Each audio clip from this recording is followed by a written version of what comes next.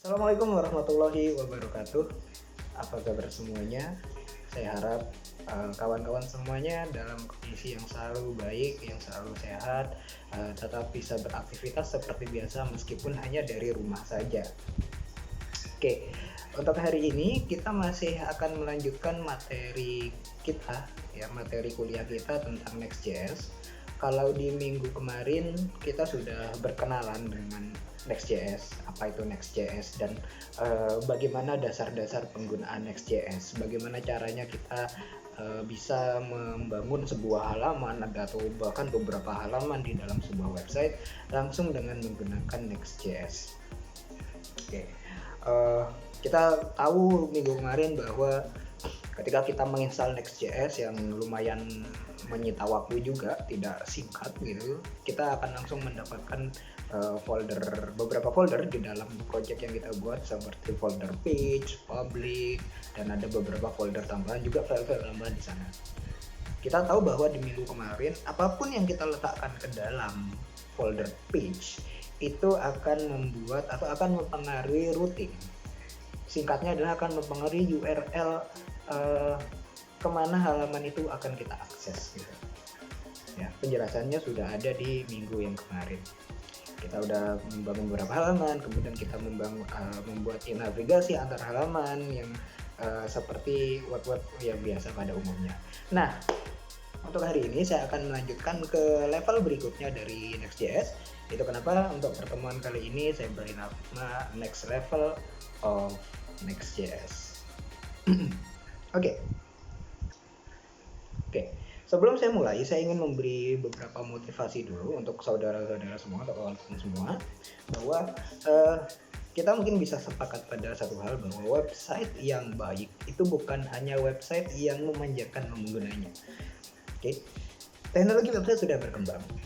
Kemudian pengalaman pengguna sudah begitu dimanjakan yang membuat para pengguna website itu begitu menikmati, bahkan sampai tidak sadar sedang mengakses sebuah website gitu, saking menikmatinya. Ya, contoh saja mungkin dulu ya, zaman saya masih SMA dan kuliah, Facebook begitu memanjakan pengguna dengan berbagai macam fitur. Kemudian Twitter dulu, bahkan sekarang mungkin Instagram gitu ya dengan segala fiturnya. Tapi tidak cukup itu untuk menjadi website yang baik, tidak cukup memanjakan pengguna, tapi juga website yang baik itu harus praktis di dalam tampilan, bahkan pengembangannya. Anda lihat Google, siapa yang tidak tahu Google saat ini? Ia perannya hanyalah sebagai mesin pencari, betul, dan lihat tampilannya seperti apa. Sangat-sangat simpel, tidak perlu banyak gambar, tidak perlu banyak warna, tapi yang penting fiturnya. Dan juga dari sisi seorang developer, website yang baik adalah website yang dapat dikembangkan dengan praktis. Bukan berarti developernya malas-malasan gitu ya, tetapi seorang developer yang biasanya bahkan tidak bekerja sendiri, dia bekerja dalam tim, itu bisa melanjutkan website yang sudah dibangun tanpa harus membuat ulang. Nah, kalau harus membuat ulang berarti tidak praktis kan ya. Jadi gimana caranya website itu bisa di manage dengan sederhana dan bisa dilanjutkan dengan baik. Oke. Dari sini kita bisa menyimpulkan bahwa website yang baik itu haruslah website yang informatif, fokus ya. Tidak ambigu. Jangan sampai orang membaca ini website apa sih? Apakah ini website jualan sepatu atau website jualan tentang hobi naik gunung? Jadinya bingung orang, terdistraksi, ambigu. Jangan sampai terdistraksi oleh hal yang lain. Nah, karena ini bicara tentang website yang mana nanti pada akhirnya akan kita gunakan untuk di online kan. Orang yang mengaksesnya harus membutuhkan internet gitu ya. Maka website yang baik adalah website yang menggunakan resource semurah mungkin dan tidak banyak menghabiskan bandwidth. Siapa yang ingin kuotanya cepat habis, kuota internetnya cepat habis? Saya rasa tidak banyak yang ingin kuotanya cepat habis, betul kan ya? Nah, oleh karena itu website yang baik itu dia bisa setidaknya membuat rencana atau strategi agar ketika halaman websitenya diakses, pengguna hanya perlu mengeluarkan sedikit mungkin bandwidth. Ada beberapa teknis nanti. Oke. Dengan resource yang murah dan juga bandwidth yang tidak terlalu besar, maka ketika ada bahkan pada jaringan internet yang kecil gitu ya, yang bandwidthnya kecil, dia bisa loading dengan sangat cepat. Nah, itu motivasinya di sana. Nah, sekarang coba kita renungkan. Di dalam sebuah website, satu website ya, ada banyak sekali halaman. Oke. Nah, dan pada tiap halaman itu biasanya akan muncul bagian-bagian yang sama. Anda bisa terka apa saja? Oke. Header, footer, dan navigation bar itu biasanya adalah hal-hal yang umum yang selalu muncul di tiap halaman.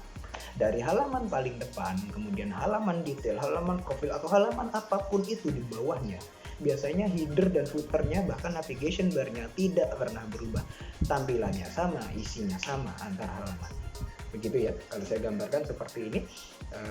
Di halaman 1 dan halaman 2 ada yang biru ini header, yang hijau ini adalah footer, dia sama antar halaman. Dan bahkan di dalam satu halaman yang sama mungkin akan ada komponen-komponen seperti ini, entah mungkin diisi artikel berita yang formatnya sama, ada sidebar dan sebagainya pun begini. Biasanya kita lihat untuk yang gallery view ya, ada banner, kemudian di sini sama semuanya. Oke. Nah, kalau dari sudut pandang React.js, hal ini bisa kita katakan bahwa di website itu muncul komponen yang sama. Oke, ingat kata kuncinya adalah komponen.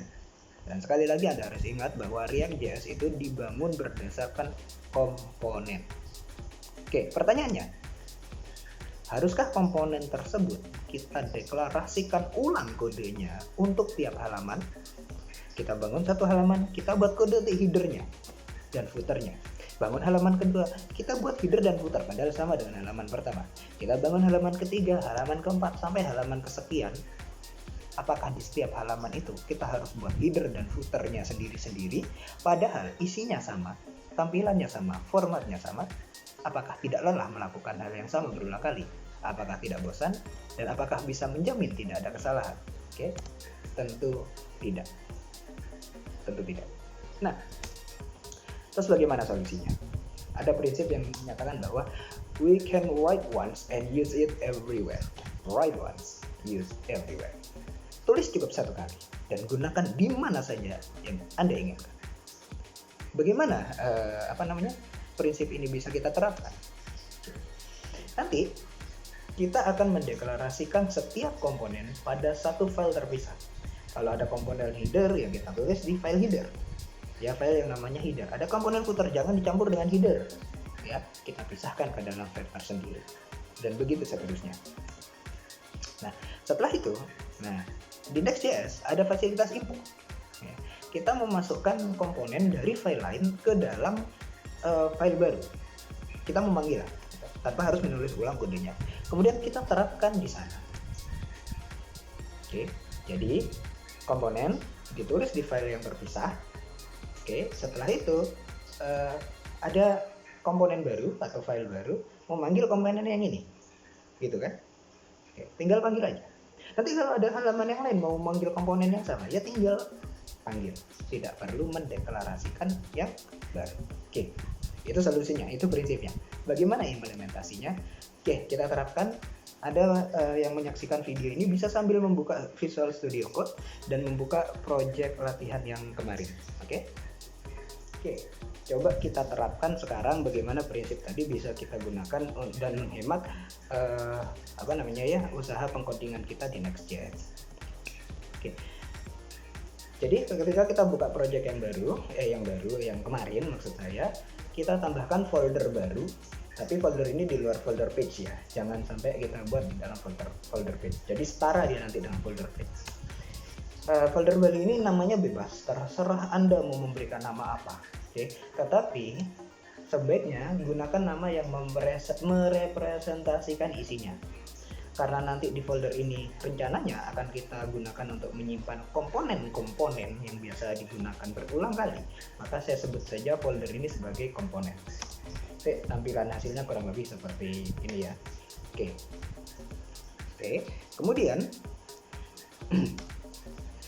sebelum saya lanjut, saya mau jelaskan dulu kenapa kita tidak boleh meletakkan file-file itu di folder page daripada nambah folder baru, kenapa nggak ditaruh aja di dalam folder page? Harus Anda ingat bahwa isi dari folder page nanti akan berkaitan dengan routing pada website yang dihasilkan. Apapun yang masuk ke dalam folder page itu akan mempengaruhi URL, gitu ya. Anda tidak ingin header itu kayak sebetulnya hanyalah komponen gitu loh, tapi Anda taruh di page. Nanti kita bisa mengakses dengan URL site name.com/header gitu, yang diakses malah headernya. Padahal kita tidak ingin header itu diakses sendirian. Header itu adalah bagian dari halaman yang lain. So, hati-hati, jangan sembarang meletakkan file di dalam folder page. Ingat itu ya. Oke, ini sambil praktek dulu. Untuk kodenya saya sudah sertakan di modul tambahan yang bisa Anda download di e-learning. Oke. Kita buatkan folder baru di folder ini, di folder project kita. Soal namanya tadi adalah komponen gitu ya. Oke. Ya, hasilnya ini. Kita akan menyimpan di dalam folder ini nanti. Oke. Nah, ingat kita pegang satu prinsip yang paling penting di sini, itu adalah one file one component. Jadi kalau Anda punya header ya buat file sendiri, Anda punya komponen footer buat file sendiri juga untuk footer. Jangan sampai digabung dua-duanya ini ya, kecuali ada pertimbangan khusus nanti. Tapi itu bukan komponen, oke? One file one component. Oke. Komponen seperti yang saya ingatkan lagi, React.js itu bisa bentuknya class, bisa bentuknya function, bisa bentuknya konstanta. Oke, nanti kita lihat. Oke. Sekarang saya akan kita akan membuat komponen yang namanya menu, karena kalau Anda perhatikan di minggu kemarin ya, di file index.js, profile.js, kemudian yang di dalam proyek index, web app, mobile app, masing-masing punya satu function tambahan yang disebut function menu. Function komponen ya, itu komponen menu. Dia ditulis berulang kali padahal isinya sama. Oke. Anda mungkin enak tinggal copy paste, tapi kalau bayangkan Anda harus mengetik itu berulang kali, pasti akan sangat membosankan. Nah, karena itu muncul berulang kali, berarti itu adalah komponen yang digunakan di banyak halaman. Maka komponen ini akan saya pisahkan tersendiri ke file yang saya sebut nanti namanya adalah menu.js. Jadi begini. Oke, kita tambahkan new file menu.js. Oke. Nah, isi dari menu.js adalah ya function menu kemarin, lihat. Oke. Jadi ini function menu sebetulnya ada di file index.js, profile.js, tapi sekarang kita pindahkan ke dalam menu.js. Sama aja, tinggal copy paste aja, tapi jangan lupa bahwa karena dia sekarang berdiri sendiri sebagai sebuah komponen tunggal di sini, jangan lupa untuk mengekspor defaultnya sebagai menu. Oke, jangan lupa mengatur menunya sebagai default export di sana. Oke, begini. Jadi saya ambil aja dari index.js, ini saya copy, saya paste di sini. Oke, lalu tambahkan export default menu. Oke, simpan. Baik, sudah. Berikutnya kita import komponen tadi ke komponen-komponen yang dibutuhkan. Format importnya adalah begini. Jadi nanti kita dahului dengan keyword import, spasi, nama komponen yang ingin kita import, spasi, from. Nah, di sini alamat atau lokasi di mana kita menyimpan file itu. Oke. Contoh seperti ini.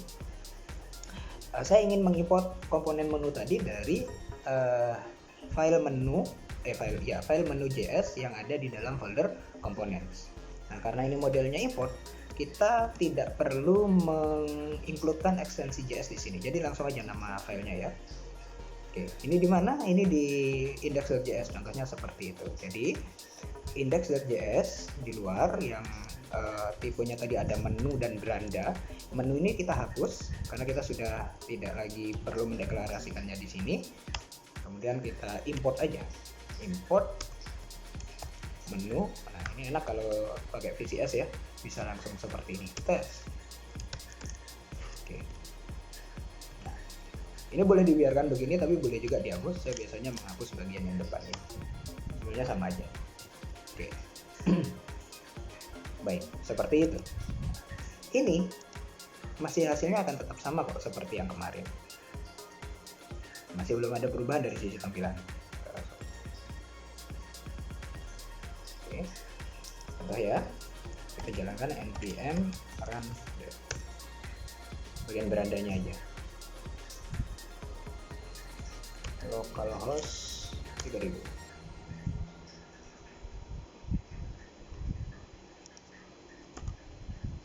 Oke, masih belum jalan. Oke, udah jalan. Nah, berandanya masih sama kok.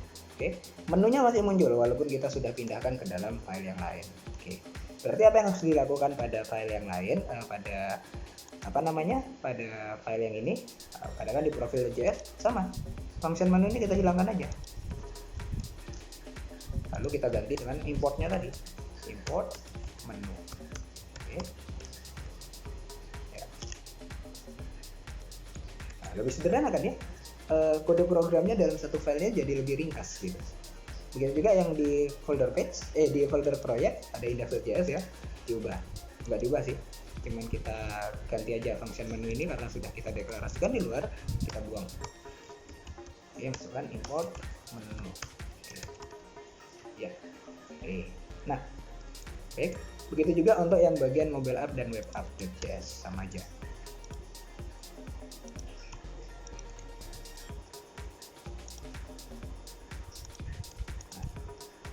Oke, kode lengkapnya ini sudah saya sertakan di modul, nanti bisa Anda lihat di sana. Nah, yang ingin saya tunjukkan ke Anda sekarang ini. Oke. Ya. Kalau Anda perhatikan, saya kasih contoh ya, index.js yang ada di luar, di bawahnya page langsung. Ini page-nya didahului oleh tanda titik 2. Begitu ya. Hanya ada satu pasang tanda titik 2. Oke. Tetapi untuk yang di dalam proyek, index.js yang di dalam proyek, jadi ada folder proyek di dalam page itu, kemudian ada index.js di dalamnya. Nah, ini tanda dua buah titiknya ini ada 2 pasang seperti ini. Kenapa? Oke, perlu Anda lihat, perlu Anda ingat bahwa tanda tersebut atau notatif tersebut mengikuti aturan redirecting directory yang berlaku di Linux atau Windows. Anda yang biasa main command prompt, Anda akan paham dengan maksudnya ini. Biasanya cd.2. Gunanya apa? Ini gunanya untuk memindahkan posisi kursor itu dari folder saat ini ke folder di atasnya atau folder parentnya gitu ya. Keluar dari folder itu. Nah, kita tahu bahwa tadi katakan ini file index.js yang ada di luar ini, dia ada di dalam folder page. Dia ingin memanggil menu yang ada di komponen di luarnya page kan ya. Jadi dia harus keluar dulu dari page, baru masuk ke komponen. Itu kenapa dia hanya ada satu pasang di sini. Nah, tapi index.js yang ada di proyek, nah, dia berada di dalam folder proyek. Dia kan keluar dulu dari folder proyek satu kali ya. Nah, dia sekarang di mana? Dia masih ada di dalam folder page. Belum bisa dia ke folder komponen karena komponen ada di luar page. Nanti dia harus keluar lagi. Nah, itu kenapa di sini ada 2 kali. Untuk yang biasa menggunakan Linux dan Windows, tentu Anda akan sudah sangat paham maksudnya. Oke, yang ingin saya ingatkan jangan sampai salah. Karena kalau Anda salah di situ, Anda tidak akan bisa mengimport menu ataupun komponen lain yang sudah Anda siapkan di sana. Oke, baik. Oke, saya lanjutkan. Sudah? Sekarang saya ingin tanya, apa sih keuntungan dari pemisahan komponen ini ke dalam file tersendiri? Oke. Yang paling bisa kita rasakan manfaatnya adalah ketika kita melakukan satu deklarasi sebuah komponen, tapi komponen itu bisa kita gunakan berkali-kali. Mau bikin berapapun halaman yang menggunakan komponen yang sama, itu cukup satu kali buat, tapi kita panggil dari tempat lain. Nah, ini juga penting. Kalau misalnya komponen menu tadi ingin kita ubah ya, apakah praktis kalau kita mengubahnya di tiap halaman? Kebetulan kita hanya punya 5 halaman, mungkin cepat ya, dan kita nggak lupa. Tapi kalau kita punya 100 halaman, bosen, capek, dan bisa jadi salah gitu. Ada yang kelewatan, ada yang lupa, atau ada yang salah. Oke, jadi dengan satu pemisahan komponen ini ke dalam file tersendiri, maka kita bisa mendapatkan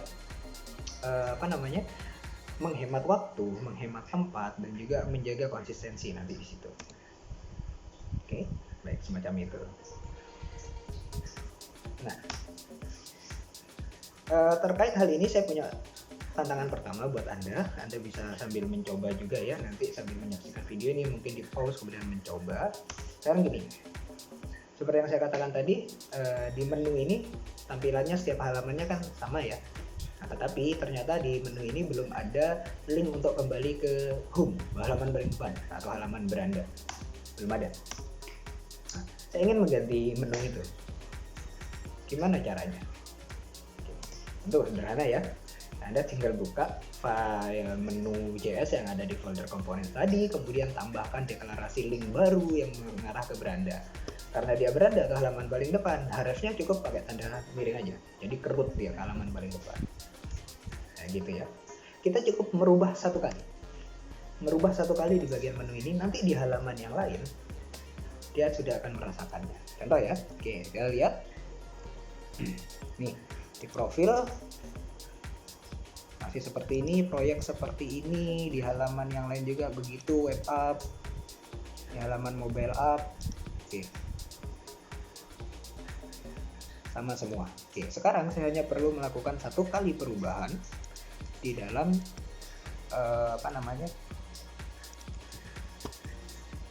di sini di menu .js. Saya tambahkan aja di sini li, kemudian array. Oke. Array sama dengan begini. Tulis beranda. Oke. Satu kali perubahan, dan sekarang kita lihat hasilnya di halaman mobile app. Dia sudah berubah. Kita pindah ke profil juga sudah nambah, kita pindah ke proyek nambah, sudah nambah di sini. Satu kali perubahan membuat kita bisa mendapatkan perubahan di tempat-tempat yang lain. Oke. Dan ini tentu sangat praktis. Enak kan ya? Itulah keuntungannya ketika kita memisahkan komponen ke dalam file tersendiri. Nah, tantangan yang kedua, saya beri judul efficient layouting, layout yang efisien. Saya ingin di dalam web kita tadi itu setiap halamannya sekarang disertakan dengan header dan footer. Tadi kan nggak ada header dan footer ya, langsung judul isinya gitu. Headernya sederhana aja lah seperti ini, tapi di setiap halaman sama, begitupun dengan footernya. Apa yang akan Anda lakukan kalau saya berikan tugas ini kepada Anda? Oke, sudah dapat jawabannya? Oke. Solusi yang mungkin terpikirkan pertama kali di Anda adalah Anda pasti akan membuat komponen yang bernama header dan footer yang berada di folder komponen, seperti saat kita memindahkan function menu tadi ke folder tersendiri, gitu kan? Contohnya seperti ini, komponen header dan komponen footernya. Betul? Oke, nggak apa-apa. Kita buat.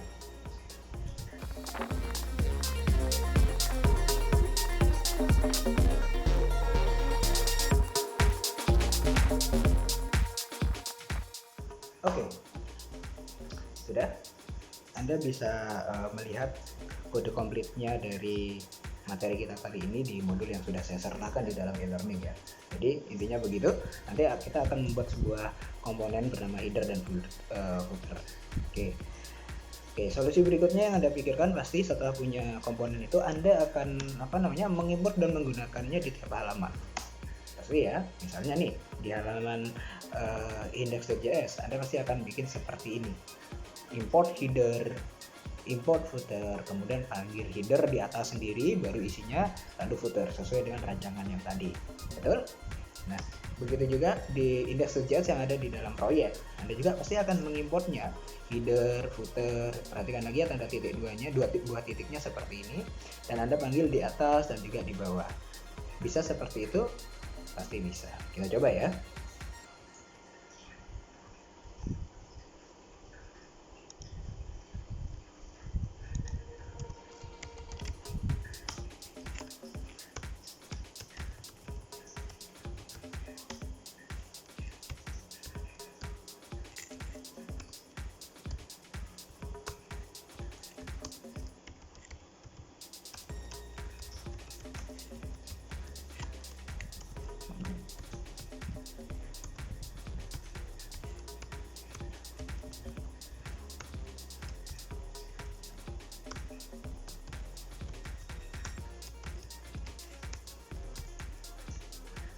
Oke, ini yang di index.js untuk bagian halaman depan sendiri. Bagaimana dengan halaman depannya proyek, subdirectory proyek? Oke, kita tambahkan juga.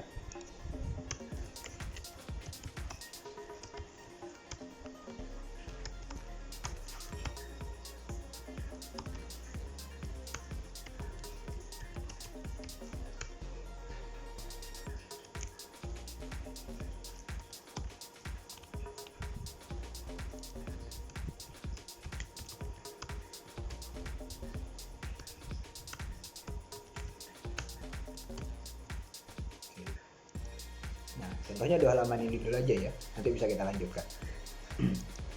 Nah, di bagian proyek sudah seperti ini, di bagian beranda pun sama, sudah ada gitu. Nah, ini 2 halaman.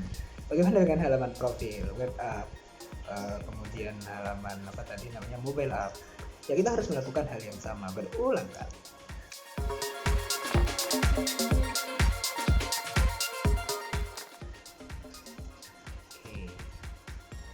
Profil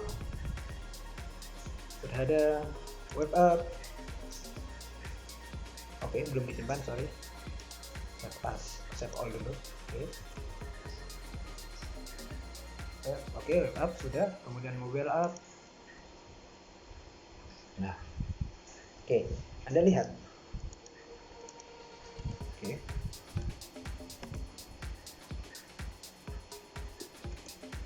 Anda lihat tadi bahwa ketika kita menerapkan regular solution tadi di tiap halaman, berapa kali hal yang sama harus kita lakukan, yaitu melakukan import dulu, kemudian meletakkan komponen. Tadi ada 5 halaman, berarti kita melakukannya 5 kali. Nah, dalam 1 kali yang kita lakukan tadi, kita mengimport 2 hal, yaitu header footer, kemudian menempelkannya ke komponen yang lain juga 2 kali, header footer, begitu.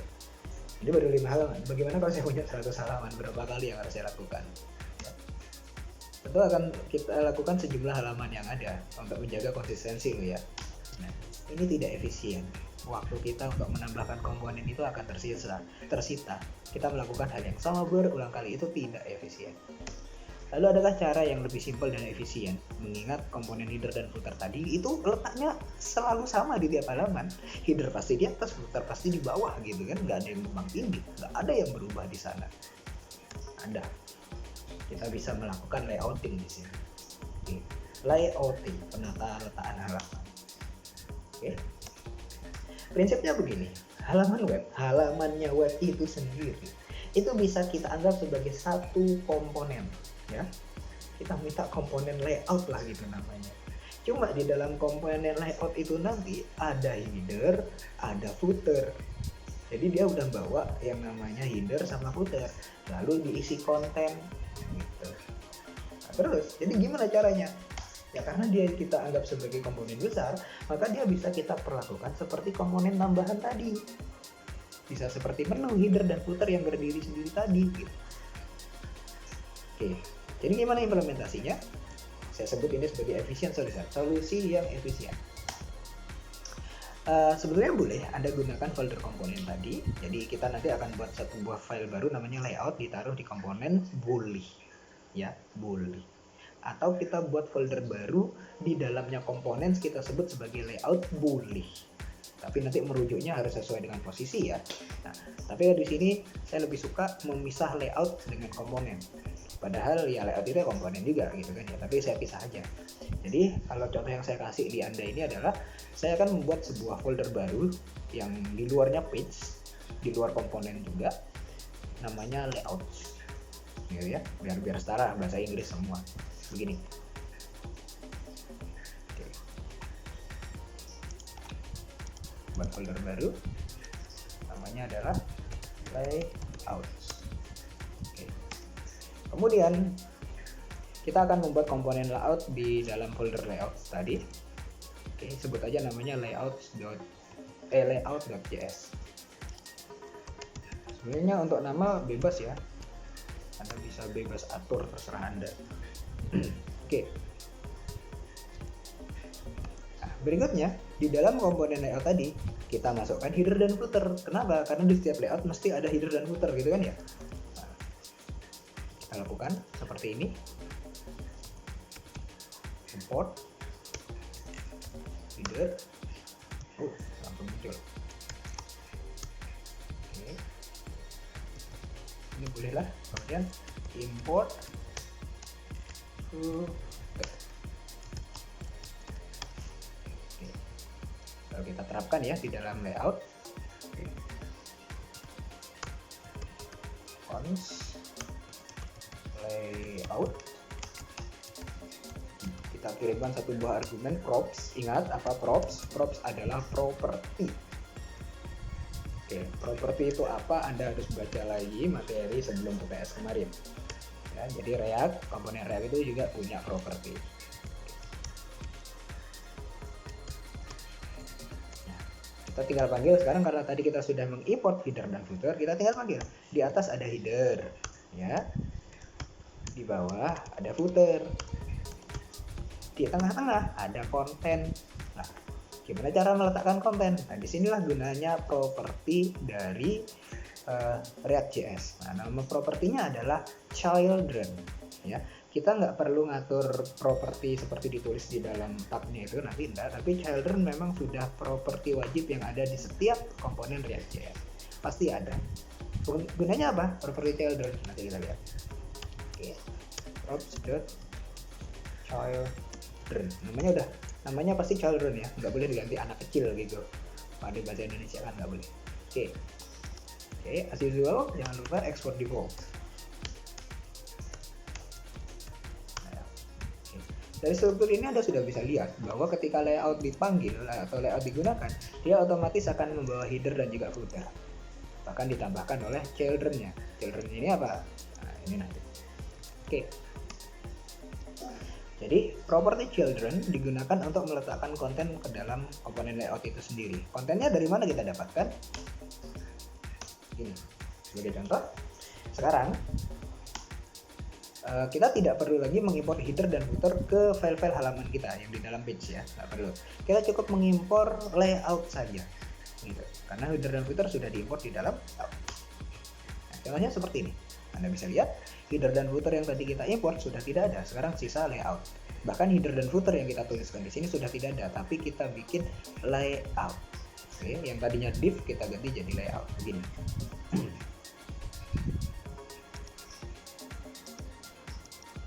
Oke, header dan footer kita hapus. Kita import layout. Ya.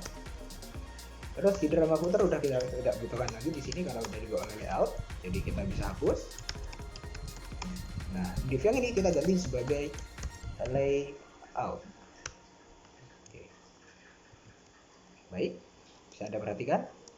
Loh, tadi katanya ada property children, Pak. Mana children-nya? Yang mana? Kan saya tidak biasanya nyebutnya di sini kan ya. Children nanti akan dikenali sebagai properti di sana. Tapi kita tidak perlu melakukan ini. Karena seperti yang saya katakan tadi, children itu memang properti bawaan yang sudah pasti ada di dalam setiap komponen React. Gitu. Nah, konten yang akan kita masukkan atau children tadi itu kita letakkan di antara tab pembuka dan tab penutupnya layout. Jadi apapun yang berada di antara tab pembuka dan tab penutup layout, yaitu yang ini ya, dia akan disimpan sebagai property children. Dan berdasarkan pengaturan layout tadi, konten itu berada di antara header dan footer. Bisa dimengerti? Baik, Anda coba dulu.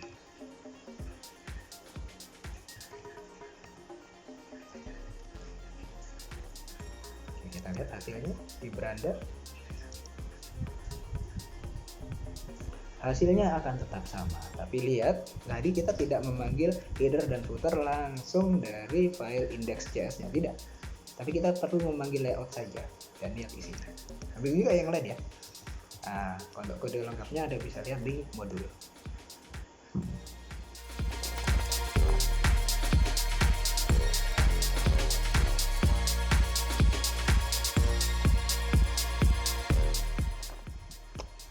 Hasilnya akan tetap sama, tidak ada perubahan apapun kalau kita lihat dari sisi hasil, semuanya sama.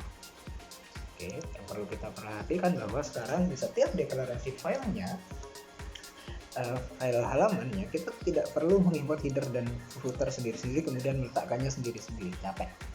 Cukup mengimport layout, kemudian nanti kita panggil layout di sini, lalu isi konten dari layout itu. Header dan footer sudah otomatis diisi oleh layout di settingannya. Oke. Dari sini bisa saya berikan tips bahwa untuk halaman-halaman yang serupa, ada baiknya Anda buatkan sendiri komponen layoutnya. Oke. Kenapa? Ini agar memudahkan Anda dalam memanajemen halaman-halaman itu dan konsistensi tampilannya terjaga. Jangan sampai ada halaman yang header dan footernya terbalik hanya karena Anda salah atau lupa menuliskannya, gitu ya. Dan kembali lagi seperti tadi, alasannya ini untuk menghemat waktu pengembangan. Kalau ada perubahan di header misalnya ya, Anda hanya perlu mengganti di satu tempat aja. Ada perubahan tata letak, footernya mungkin dipindah agak ke tengah atau gimana gitu ya, Anda cukup merubah tata letaknya di satu tempat, dia akan mempengaruhi tempat yang lain. Oke, untuk kontennya bisa berubah-ubah, bisa. Tadi pakai properti children, itu yang harus Anda ingat. Oke, lalu berikutnya tadi kita sudah bolak-balik ya, klik dari beranda, profil, proyek, kemudian sebagainya, kita bolak-balik melakukan itu semua tadi. Nah, tapi adakah yang Anda perhatikan bahwa setiap kali kita melakukan perpindahan atau navigasi halaman tadi, umumnya browser akan menunjukkan tanda loading. Kalau di Chrome dia ada spinning icon ya. Contoh, saya pindah dari mobile app ke beranda, lihat di atas spinning icon. Saya pindah ke profil, di atas tab spinning icon lagi, itu loading. Oke, ini adalah tanda yang menunjukkan bahwa browser sedang melakukan loading halaman baru sesuai keinginan pengguna. Apa itu loading? Mengisi kan ya. Artinya kita ngambil kode atau script untuk halaman yang baru, kemudian kita masukkan ke browser untuk ditampilkan. Begitu. Oke. Kalau kita sudah membuka sebuah halaman, ketika kita navigasi loading, berarti script halaman lama akan digantikan oleh yang baru, begitu kan ya. Nanti kita loading lagi, ganti lagi, dan begitu seterusnya. Oke. Perubahan ini akan bisa lebih mudah kita lihat kalau kita buka developer tools pada browser kita. Kalau di Chrome seperti ini ya, more tools, developer tools. Oke, kita lihat bagian elemen. Saya pindah tempat. Anda lihat yang bagian kanan, ngeload semua, betul? Pindah lagi sembarang, masih proses, diload semua. Itu artinya gitu ya. Script yang pertama dihapus, kemudian masukkan script yang kedua, tampilkan halamannya. Mau pindah halaman lagi, script kedua ini dihapus, masukkan lagi halaman ketiga. Walaupun ya seluruh script itu akan di refresh, di update. Walaupun ada script yang sama, ya. Script ini dipakai di semua halaman, tetapi karena dia modelnya refresh, ya udah walaupun sama, buang, ambil lagi, padahal sama aja. Mendo gawe kalau ada orang Jawa. Oke. Nah, kalau ada saya minta untuk memilih, Anda lebih memilih mana? Mereload semua, oke, walaupun ada yang sama, atau kita cukup mereload yang mengalami perubahan saja, toh hasilnya sama. Menurut Anda yang mana? Saya yakin Anda akan memilih yang reload yang ada perubahannya saja, Pak. Nggak usah semua halaman, karena akan jadi jauh lebih murah. Betul sekali. Bandwidth yang digunakan, kuota yang dihabiskan, jadi bisa lebih dihemat. Oke, nah disinilah peran dari client side navigasi. Jadi selama ini yang kita gunakan adalah server side navigation. Ya, ciri-cirinya semua script di reload ulang setiap kali ada perpindahan navigasi, ada perpindahan halaman atau navigasi halaman. Ini yang paling umum terjadi di mana, Mas? Di paling dasar dari website seperti itu. Nah, kekurangan dari cara ini adalah ia akan membebani server. Kenapa? Karena setiap kali kita pindah halaman, server kita tanya, saya mau ke halaman ini, tolong kirimkan scriptnya. Pindah lagi balik, saya mau ke halaman yang tadi, tolong kirimkan scriptnya. Nggak ada, saya mau balik lagi yang tadi, kirim lagi. Server dipaksa untuk melakukan hal yang sama berulang-ulang kali. Oke. Dan jadinya tidak efisien begitu, padahal tadi kan sudah ada, kenapa minta lagi, minta baru, padahal isinya sama. Itu kekurangannya kalau dari server side. Nah, Next.js itu memiliki fitur client side navigation. Navigasi yang diatur dari kode JavaScript yang ada di browser client gitu. Oke. Ciri-cirinya ini adalah nanti hanya mereload script yang mengalami perubahan saja, gitu. Sehingga keuntungannya di kalian ini lebih efisien loh. Kok bisa seperti itu? Oke, contohnya nanti kita lihat. Next.js punya fitur yang namanya adalah pre-rendering. Ya. Kenapa bisa begitu? Karena Next.js punya fitur yang bernama pre-rendering. Oke, halaman HTML yang yang mungkin dibutuhkan oleh pengguna itu sebetulnya sudah di-render dulu jadikan kode HTML, tapi tidak langsung ditampilkan. Jadi simpan dulu, ditunggu kapan dia butuh ke sana, baru tampilin tanpa minta lagi ke server. Oke, nanti kita akan lihat bagaimana cara menerapkan client side rendering ini di Next.js. Anda tidak perlu khawatir harus ngoding terlalu ribet, karena dari hasil download Anda yang begitu lama kemarin, Next.js itu sudah menyertakan sebuah library atau built-in component, yaitu komponen link. Oke. Nanti komponen link ini akan bertindak sebagai pengganti terhadap native link milik HTML yang biasanya kita buat menggunakan tag A atau tag anchor, ya, href. Nah, itu akan kita ganti dengan link. Ciri-cirinya sama. Oke. Formatnya tentu kita harus import dulu ya, import link, tapi nggak perlu kita cari ke komponen atau mana, karena memang setiap kali kita menginstal Next.js kita sudah dapat node modules kan ya. Node modules ini menyimpan ini apa namanya built-in komponen ini. Kita nanti tulisnya seperti ini: import link from next/link. Begitu. Cara menggunakannya, kita ganti href tadi. Kalau tadi biasanya href, kita ganti link ref. Oke, tapi jangan lupa di dalamnya setelah link dibungkus oleh link buka dan link tutup itu ada tag anchor. Tetap ada tag anchor, tetapi tidak ada hrefnya, hanya a-nya saja. Oke, formatnya seperti ini. Saya rasa Anda sudah bisa paham. Oke, contohnya gimana? Saya ingin navigasi pada contoh web tadi itu menerapkan fitur client side navigation. Maka yang harus dilakukan apa?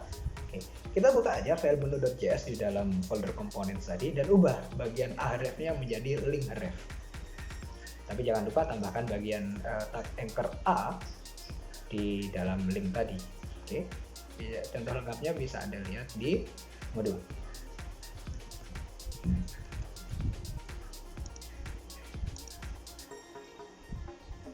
Oke, jadi yang dilakukan href ini diganti jadi kita import dulu, import link from next link begini. Oke, kemudian kita masukkan di sini link. Oke, tapi jangan lupa setelah link ada a yang mengurung tulisan beranda misalnya tadi ya. Oke, begitu juga yang bawah ditulis ganti.